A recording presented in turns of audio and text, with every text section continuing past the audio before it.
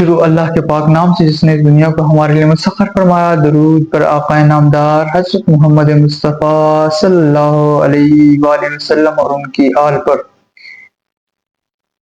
کل ہم نے بات کی تھی کہ انسان کے باطن کے 6 چراغ جنہیں لطائف کہا جاتا ہے، لطائف ستہ بھی کہتے ہیں، لطائف تصوف بھی کہتے ہیں، لیکن آج کا سوال جو ہے وہ یہ ہے کہ ان تمام چراغ جو روشن ہو جائیں تو پھر ان کو مستقبل میں مستقل طور پر روشن رکھنے والا کون ہے؟ کون سی ایسی قوت ہے کہ جس کے حکم سے باطنی مراکز حرکت میں آتے ہیں؟ کون لیڈ کرتا ہے ان چراغوں کو؟ کون ان میں کوآرڈینیشن لاتا ہے؟ یہیں سے نیا راز کھلتا ہے اور صوفیہ اسے سلطان الامر کہتے ہیں۔ اب سلطان الامر کیا ہے؟ آپ سوچ رہے ہوں گے سلطان الامر کوئی نیا لطیفہ ہے۔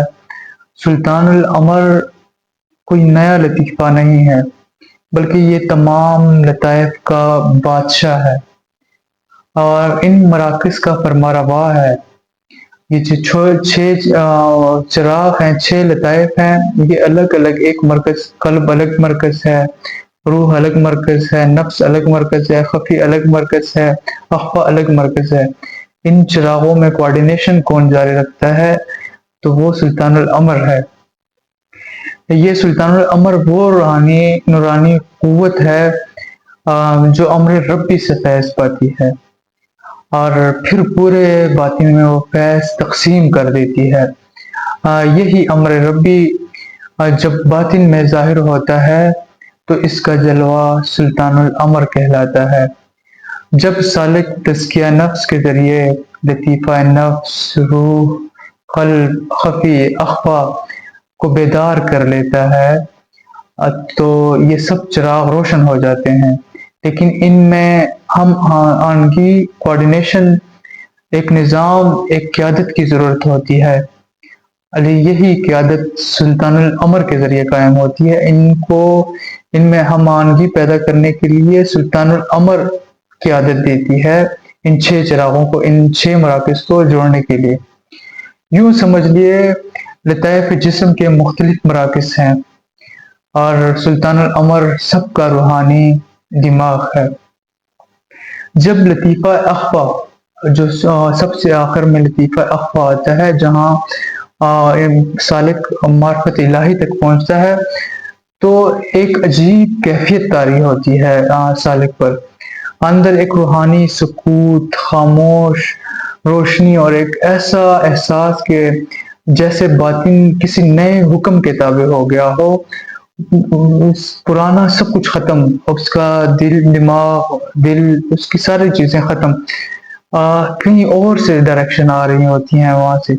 یہی لمحہ سلطان الامر کی بیداری کا ہوتا ہے اور اس کے بعد سالک کا ذکر، اس کی نیت، اس کا خیال، اس کا احساس سب امر الہی کے تابع ہو جاتے ہیں۔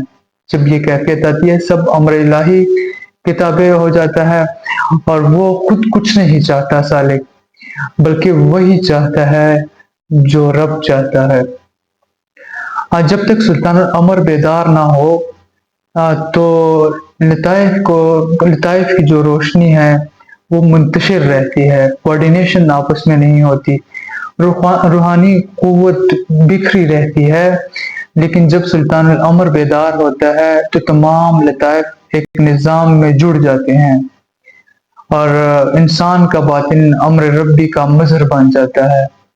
یہی وہ مقام ہے جہاں انسان عبد سے محبوب بن جاتا ہے، اور یہ سب کچھ صرف ذکر سے نہیں کہ میں نے مراقبہ کیا، میں نے اتنے عبادات کی، میں نے یہ کیا وہ کیا، یہ اس سے نہیں ہوتا، یہ آپ نے یاد رکھنا ہے، بلکہ یہ مرشد کی توجہ سے ہوتا ہے۔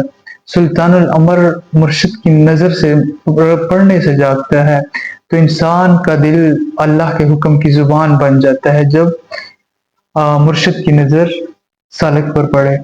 ویڈیو کا اختتام اس خوبصورت بات کے ساتھ: ہدایت ان کا دروازہ کھٹکھٹاتی ہے جو ہدایت کے طلبگار ہوں۔ اگلی ویڈیو کے لیے اللہ حافظ۔